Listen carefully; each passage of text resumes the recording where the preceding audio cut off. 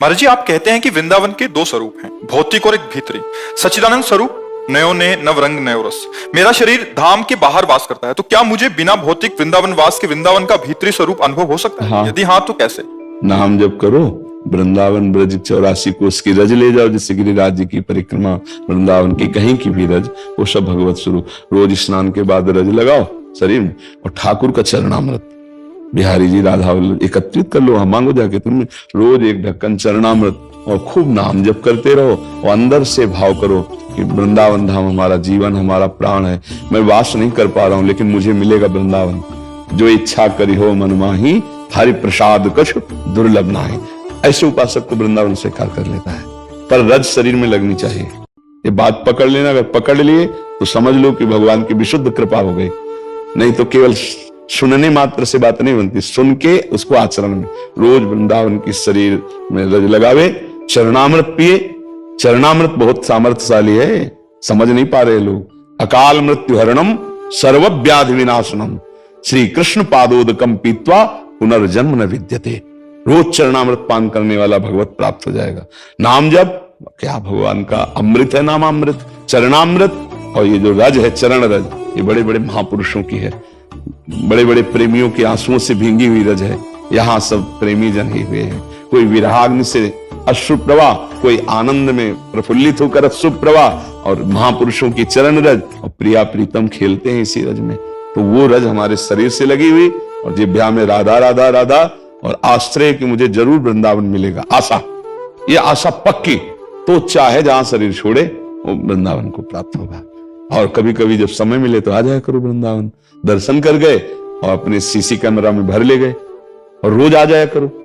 कैसे? भाव से।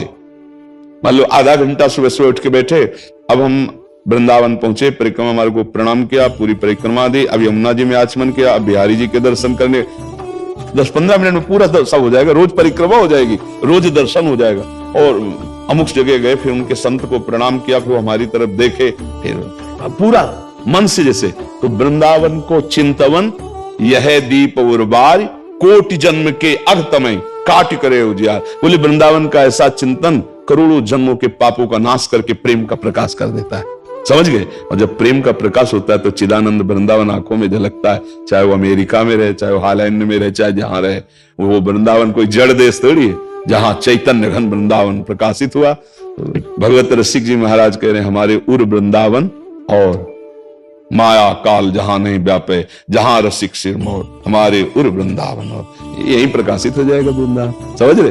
हाँ, खूब नाम जप करो, रज लगाओ, चरणामृत पियो, और भगवत आश्रित होकर कर्तव्य कर्म करो। माता पिता परिवार को सुख देने के लिए धर्म पूर्वक मेहनत करके धन कमाओ। हाँ, जो पद मिले, जो सेवा मिले, भगवान को समर्पित करो। भगवान की सेवा है, पापाचरण ना हो, बढ़िया काम बन जाएगा। ठीक है? देखो गीता वाटिका गोरखपुर में है ना, वहीं वृंदावन का अनुभव राधा बाबा, भाई जी महाराज और भी महाभागवत जन कर जो किए, कर रहे और करते रहेंगे। तो वृंदावन की रज का सेवन हो।